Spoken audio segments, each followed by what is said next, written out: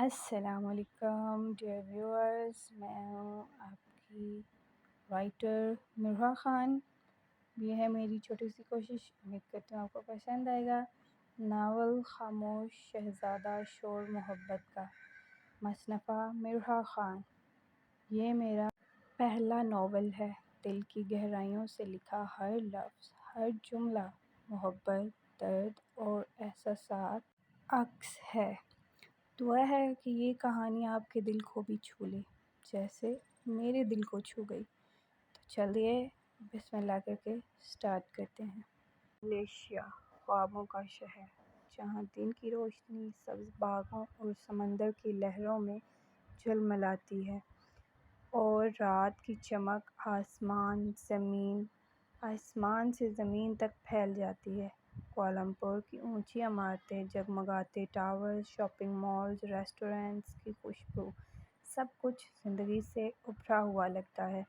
یہ وہ شہر ہے جو کبھی سوتا نہیں، جہاں لوگ کامیابی، دولت اور خوابوں کے پیچھے بھاگتے ہیں، لیکن اسی شہر کی چکا چوندھ روشنیوں کے پیچھے ایک ایسا اندھیرا بھی ہے جو عام آنکھ کبھی نہیں دیکھ پاتی، لیکن وہ اندھیرے جن میں کبھی طاقت کی ہوس چھپی ہوتی ہے، کبھی جائیداد کی جنگ، اور کبھی وہ راز جو انسان کو پاگل بنا دیتا ہے۔ ملیشیا کے سب سے بڑے مینٹل ہاسپٹل کی تیسری منزل پر ایک سرد اور خاموش کمرہ، دیواروں پر خراشیں، چھت پر ٹمٹماتی بے جان بلب کی روشنی، اور بیڈ پر زنجیروں میں جکڑا ایک نوجوان۔ وہ تھا نیلی آنکھوں والا شہزادہ، چہرہ معصوم، سانسیں لرزتی ہوئیں اور آنکھوں میں خوف۔ ایسا لگتا تھا جیسے قسمت نے ایک شہزادے کو قیدی بنا دیا ہو۔ مشین کی کرن اس کے جسم میں دوڑی، وہ چیخ کر اچھلا، اس کے لبوں سے دل دہلا دینے والی آواز نکلی، "مت مارو مجھے، میں پاگل نہیں ہوں۔" نرس نے گھبرا کر ڈاکٹر کی طرف دیکھا۔ "سر، اگر مزید جھٹکے دیے تو یہ مر جائے گا۔" ڈاکٹر کے چہرے پر مکروہ مسکراہٹ تھی۔ "نہیں، مارنا ہی تو نہیں ہے، لیکن اس کا مطلب یہ نہیں ہے کہ اس کو زندہ رکھنا ہے۔ ہمیں اس کو مارنے کے پیسے نہیں دیے گئے۔" ڈاکٹر بے رحمی سے بولا۔ وہ نیلی آنکھوں والا شہزادہ اپنے ہاتھ زنجیروں سے چھڑوا رہا تھا، لیکن چھڑوا نہیں پا رہا تھا۔ بے بس آنکھوں سے مسلسل آنسو بہہ رہے تھے۔ "خدا کے لیے کوئی میری بات سن لے، میں بے قصور ہوں۔"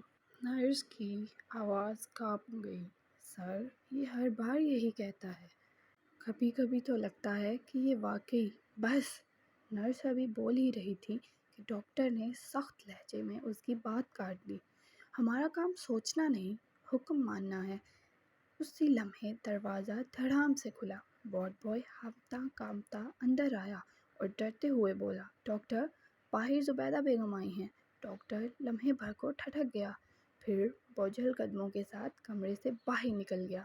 اب کمرے میں صرف سسکیاں رہ گئیں۔ نیلی آنکھوں والا شہزادہ اپنی بے بسی پر رو رہا تھا۔ ڈاکٹر جلدی جلدی قدم بڑھاتا ہوا اپنے کیبن میں داخل ہوا، پسینے سے بھیگا ماتھا، لیکن لبوں پر زبردستی کی مسکراہٹ۔ سامنے کرسی پر وقار سی عورت بیٹھی تھی، ان کی آنکھوں میں سکون نہیں، ایک بے چینی اور درد چھپا ہوا تھا۔ وہ تھی زبیدہ بیگم، ملیشیا کی جانی مانی ہستی۔ ڈاکٹر نے اپنی کرسی کھینچی اور بیٹھتے ہی نرم لہجے میں بولا، "بیگم صاحبہ، پلیز آپ فکر نہ کریں، ہم آپ کے پوتے کا بہت خیال رکھ رہے ہیں۔"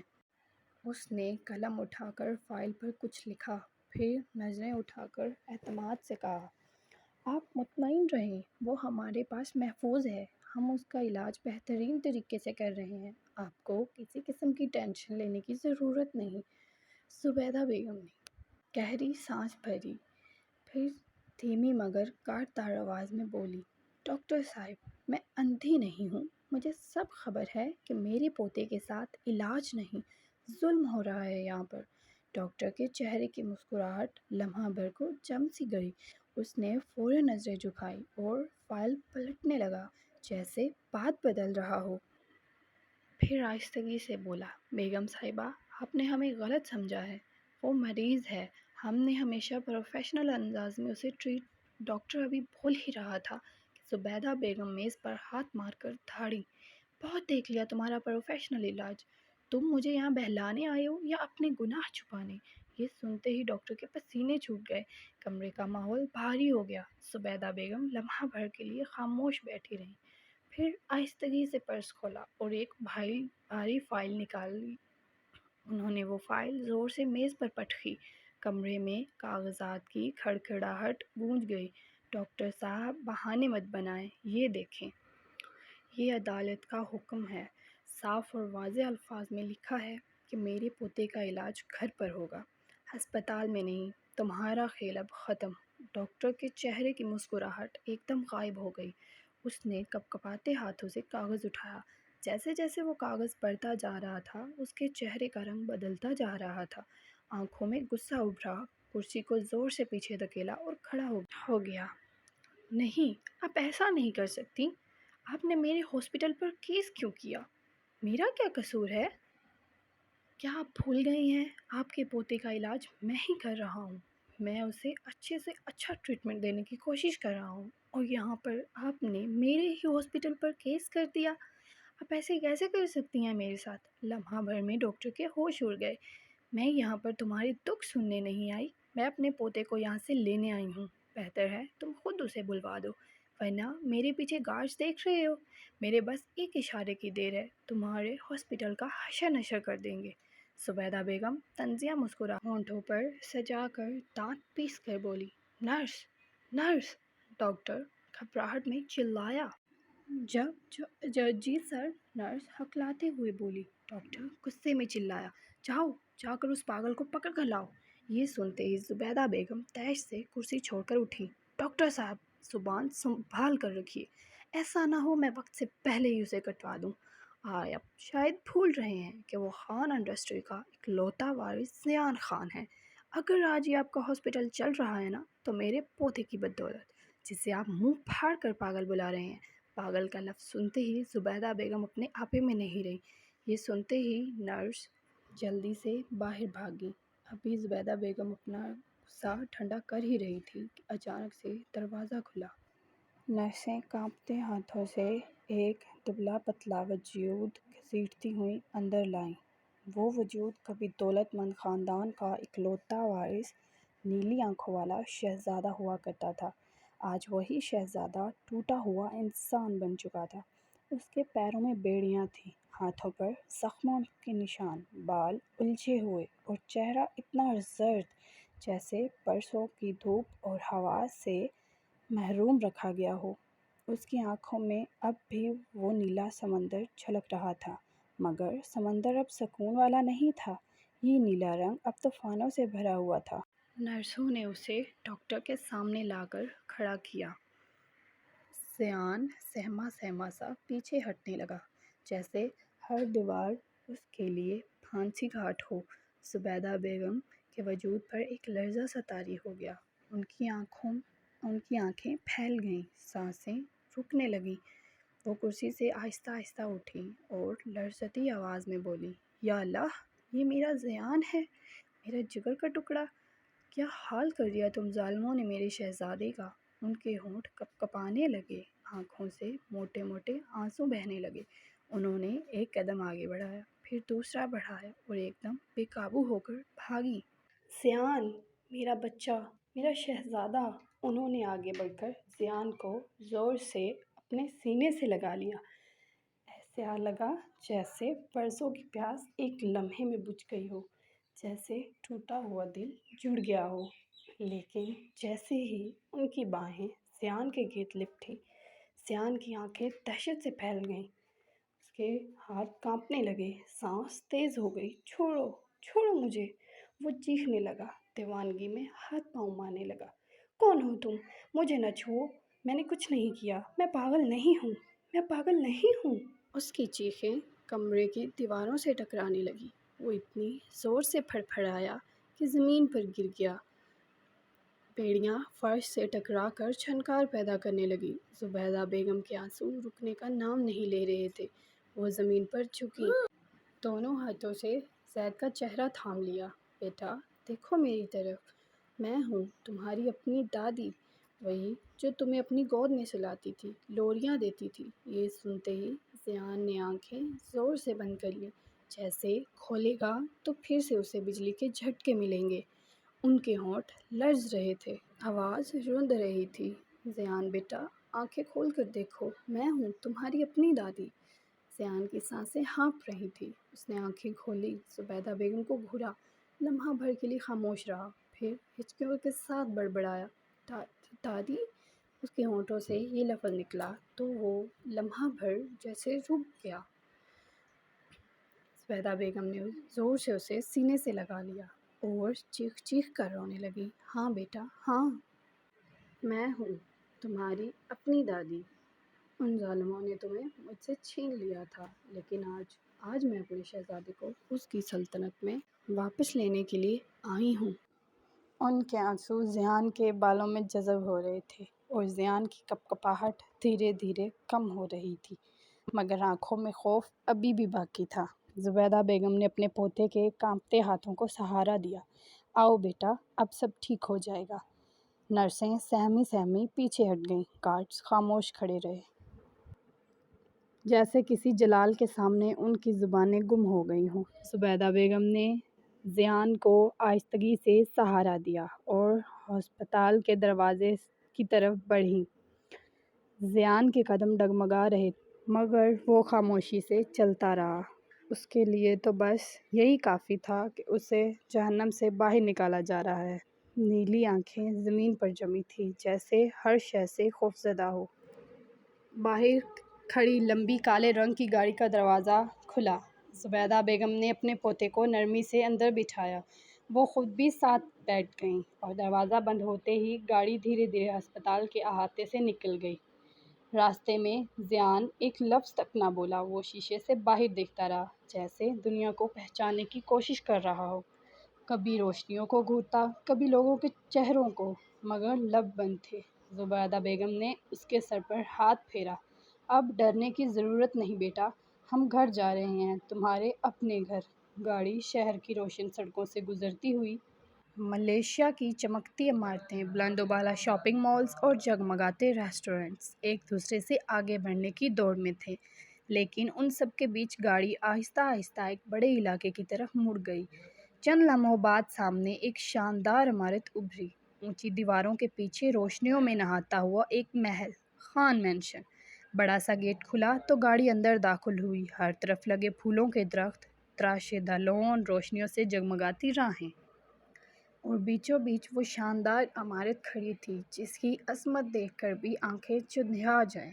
سفید ماربل کی سیڑھیاں، اونچے ستون، کھڑکیوں پر پردے جن سے روشنی باہر چھن چھن کر نکل رہی تھی۔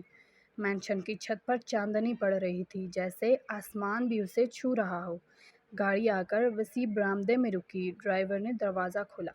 زبیدہ بیگم نے ضیان کا ہاتھ تھاما اور آہستگی سے بولی، آ جاؤ بیٹا، یہ تمہارا ہی مینشن ہے، تمہارا خان مینشن، یہاں کی اینٹ اینٹ تمہاری میراث ہے۔ زبیدہ بیگم چمکتی آنکھوں کے ساتھ بولی۔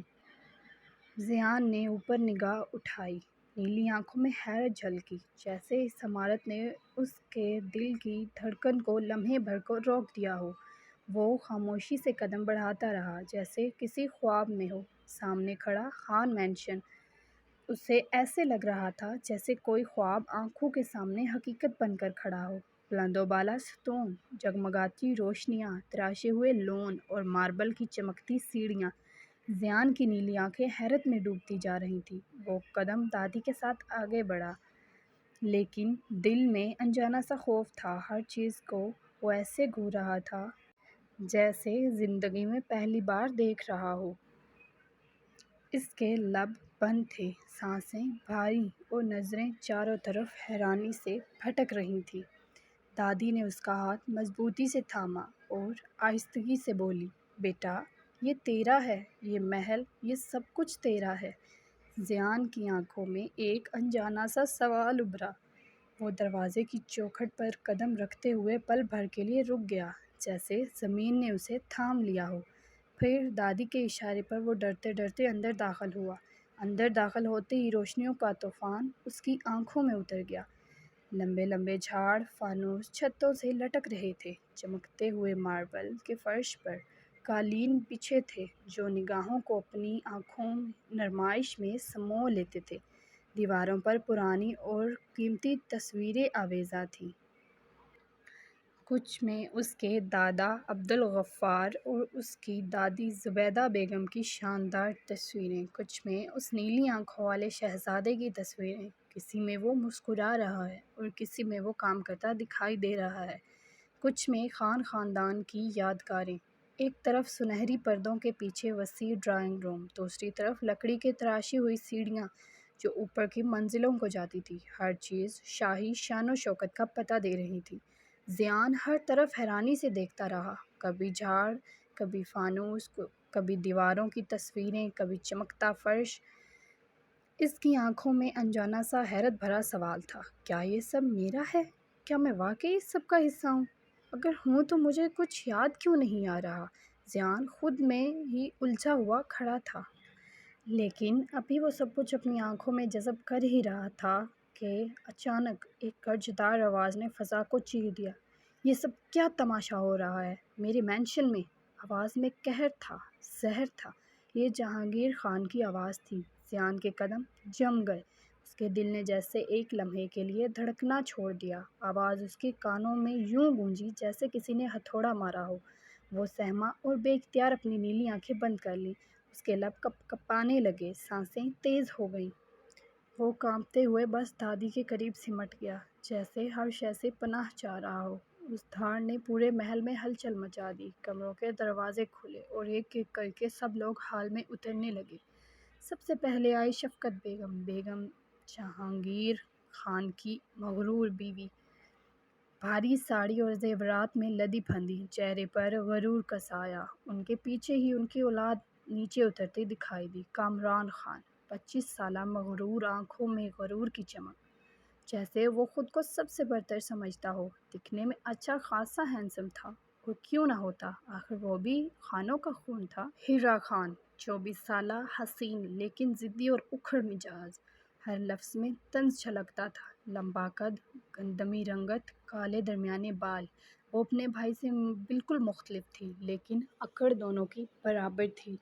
अगर कहा जाए कि जहांगीर खान और शफ़क़त बेगम की औलाद बिल्कुल उनके जैसी थी तो गलत ना होगा। वो भी अपने माँ बाप की तरह मग़रूर और लालची थे।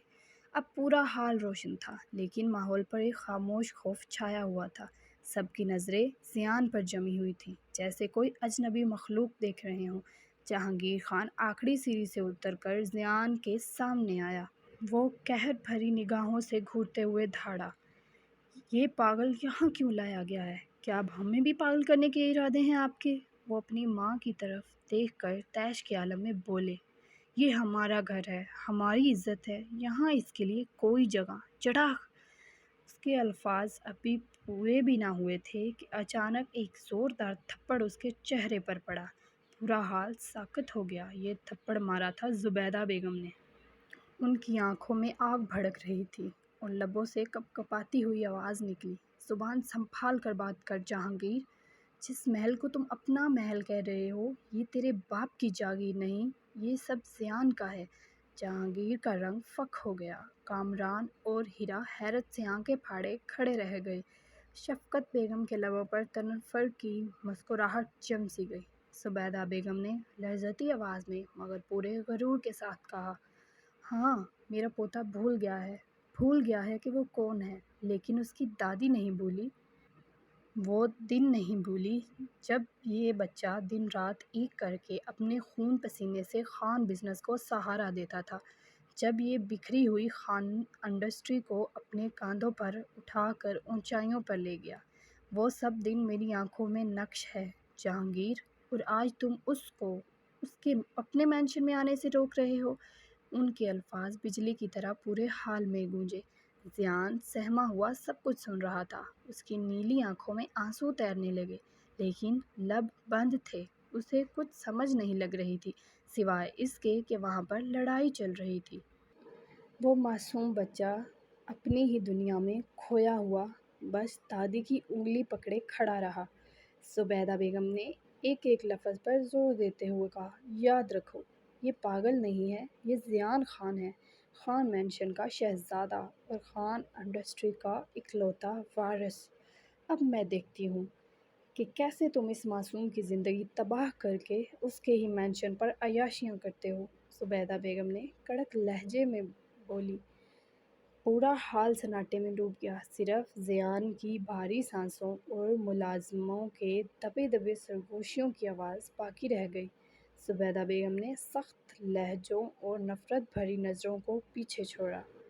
زبیدہ بیگم نے ضیان کا ہاتھ مضبوطی سے تھام رکھا تھا۔ ضیان کے قدم لرز رہے تھے، لیکن دادی کا سہارا اسے اوپر کی طرف لے جا رہا تھا۔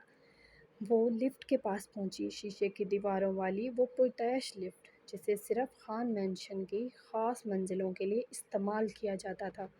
دادی نے بٹن دبایا، لفٹ کا دروازہ ہلکی سی ٹن کے آواز کے ساتھ کھلا۔ ضیان سہما سا اندر داخل ہوا۔ وہ چاروں طرف گھبراہٹ سے دیکھنے لگا، شیشے کی دیواریں، روشنیوں کی جھلک اور اوپر جاتے ہوئے مینشن کا اندرونی منظر، سب اسے عجیب لگ رہا تھا۔ لفٹ آخری منزل پر رکی، دروازہ کھلا اور سامنے ایک خوابوں جیسا منظر۔ پورا حصہ سفید اور سنہری رنگوں میں ڈوبا ہوا تھا۔ چھت سے لٹکے بڑے بڑے فانوس جن کی روشنی فرش پر سنہری دھاگوں کی طرح بکھر رہی تھی۔ دیواروں پر سفید اور سنہری باریک نقش و نگار پردے ریشم کے، جن پر ہلکی ہوا چلتے ہی سنہری جھلک جھلملاتی تھی۔ فرش پر سفید مرمر کے بڑے بڑے ٹائل، جن پر سنہری کنارے چمک رہے تھے۔ فرنیچر خالص سنہری نقش و نگار سے مزین، کرسیاں، صوفے، میز، سب کچھ شاہی انداز کا۔ یہ منزل کسی بادشاہی محل کی طرح تھی۔ یہ وہ جگہ تھی جو صرف ایک ہی شخص کے لیے بنائی گئی، ضیان خان کے لیے، اور یہ سب کچھ ضیان نے خود ڈیزائن کیا تھا۔ زبیدہ بیگم ضیان کو آہستہ آہستہ پکڑ کر آگے لے گئیں اور ایک بڑے دروازے کے سامنے رکیں۔ دروازے پر سنہری ہینڈل اور سفید تراشے ہوئے نقش، جیسے کسی خزانے کا گیٹ ہو۔ انہوں نے دروازہ کھولا۔ اندر داخل ہوتے ہی ایک دلکش کمرہ سامنے آیا۔ دیواریں سفید، ان پر سنہری بارڈر کے ساتھ ڈیزائن۔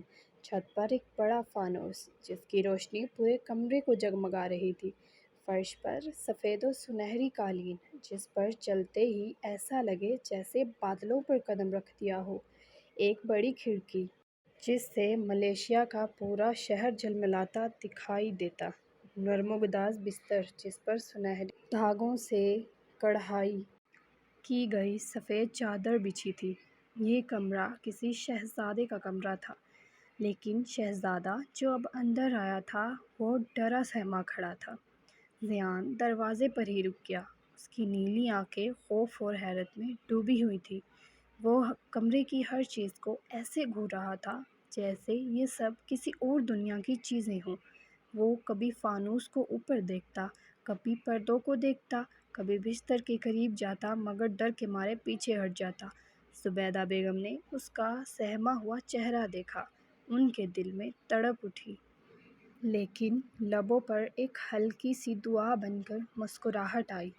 ضیان، یہ تمہارا کمرہ ہے جو تم نے خود ڈیزائن کیا تھا میرے شہزادے۔ ضیان لیکن اب بھی سب کچھ خوف اور حیرت سے دیکھ رہا تھا، جیسے اسے یقین نہ آ رہا ہو کہ یہ سب کچھ واقعی اس کا ہے۔ دادی نے اس کے کندھے پر ہاتھ رکھا، ہلکی مسکراہٹ دی اور کہا، اب تم آرام کرو، میں ذرا نیچے جا رہی ہوں۔ ضیان نے بس چپ چاپ اس بات میں سر ہلا دیا۔ وہ دروازے کے قریب کھڑا رہا، جیسے اندر رہنے سے بھی ڈر رہا ہو۔ زبیدہ بیگم ایک لمحہ اسے پیار سے دیکھتی رہیں، پھر دھیرے دھیرے پلٹیں اور باہر نکل گئیں۔ دروازہ آہستگی سے بند ہوا اور ضیان کی نیلی آنکھیں ایک بار پھر کمرے میں کی روشنیوں میں حیرت سے گھومنے لگیں۔